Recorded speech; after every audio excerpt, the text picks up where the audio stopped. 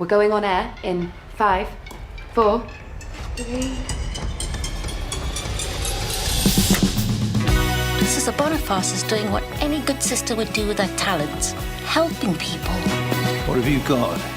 It was murder. Congratulations on Sisterboniface. It's just such a terrific series. Oh, thank you so much. And it upholds the tradition of small town village detectives.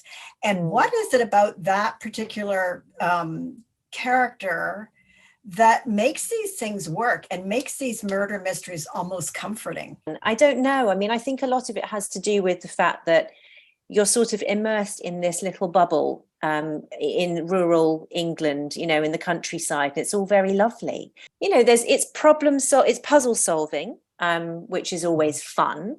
There are sort of morals in there and lessons in there, and actually there's justice is served as well. And I think everything has a sort of a neatness and a very sort of neat ending each episode. She's completely fearless, up for anything. This place will be firmly on the map. But what if we don't want to be on the map? We'll need statements from you all. Yes, and blood samples. I hope you don't mind a little prick. I think it's very cool to show life of convent nuns who are people just like everybody else. You know, they have emotions, they have tempers, they might have a convict for a brother, you know, all of these things. It kind of destroys the staid image and is more lifelike. Yeah.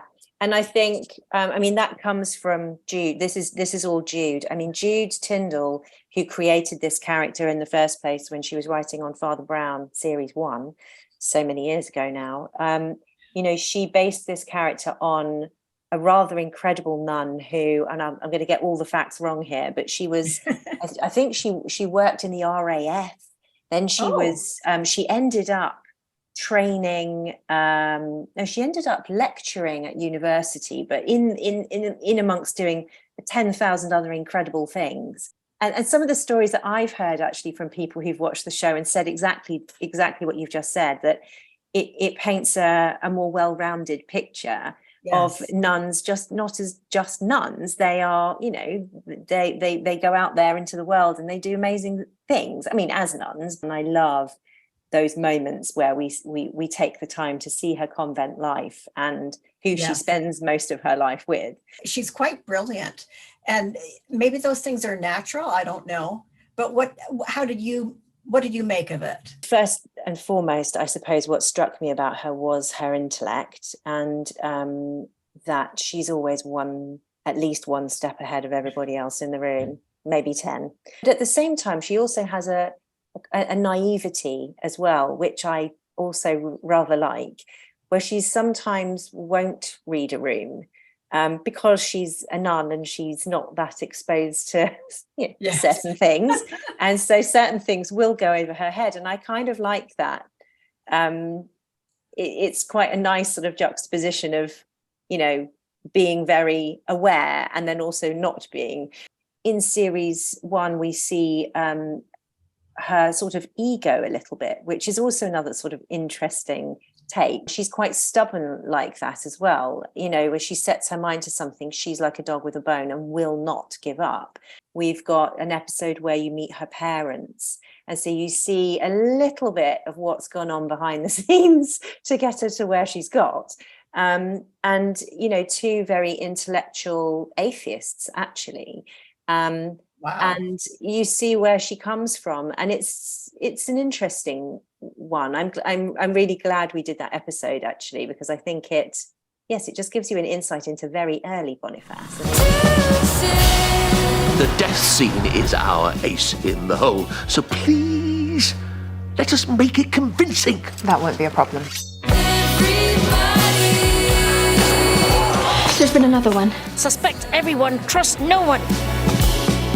She's such a well-rounded character. What a treat to play that. Yeah. As you said, the women play significant roles, and the detective that you work with. For once, we have a detective working with an amateur who doesn't dismiss them. He encourages her intellect and her skills. I really like that part. It's a really unexpected friendship that they have, and respect for each other. There's sometimes I sometimes feel like we're sort of bickering siblings, and then at other times I feel like we're just equal, like work partners. And but either way, there's a lovely sort of shorthand between the two characters and an understanding, and they really have each other's backs. I love the way that Sam will protect Sisterboniface. You know, there's certain situations, and she is in dangerous situations sometimes, and he has her back. And so there's, as you say, there is a great respect. And I suppose also what's interesting is at a time in history where women weren't necessarily, you know, I suppose men were dominating that field of forensic science. And so, I mean, not that there weren't women working in forensics, but, you know, it was still seen to be a very male dominated, you know, profession, I suppose, and that she's respected enough to be listened to, actually. Yes, it's great. I'm really proud of the show for those reasons. Yeah. You know, when you're shooting, how do you balance life and work when both are sort of all consuming? Yeah, I mean, that's the tricky one. And my other half is an actor as well. And so we're always playing this kind of, it is a balancing act. And we've learned to just be very good at making very last minute plans. The kids so my children are 7 and 4. But yeah, it's not easy. It's not easy. And you shoot long hours, and, you know, you're away from, I mean, I live in London, but I'm shooting in the Cotswolds. So it's not like I go home every night. So it's a pull. Thank goodness for FaceTime. That's what I say, because then at least we can see each other's faces, and it makes the world of difference. And then, you know, at the weekends, it's phones off, full on mumming it. Until the second I have to go back. It's extremes, but you know, that's the way it is, and seems to be succeeding. Thank you so very much, Lorna. What a delightful interview. Thanks. It's been lovely. Thank you so much. Lovely to chat. Lovely to chat. See you for season 3. Oh, fingers crossed. Wouldn't that be nice?